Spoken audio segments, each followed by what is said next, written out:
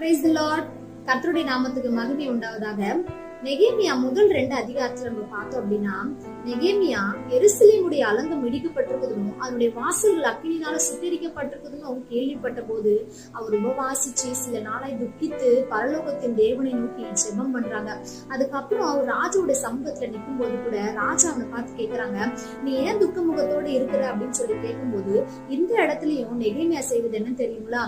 பரலோகத்தின் தேவனை நோக்கி ஜெபம் பண்ணி அதுக்கப்புறமா ராஜாவுக்கு தன்னுடைய விண்ணப்பத்தை தெரியப்படுத்துறாங்க. ராஜாவுடைய கண்கள்ல நெகேமியாவுக்கு இந்த இடத்துல தயவு கிடைக்குது. நெகேமியாவுடைய விண்ணப்பத்துக்கு ராஜா பதில் கொடுக்கறாங்க. அது மட்டும் இல்லாம நெகேமியா என்னென்னலாம் கேட்கிறாங்களோ அது எல்லாத்தையும் அவருக்கு அனுகூலமாக செய்தும் கொடுக்கறாங்க.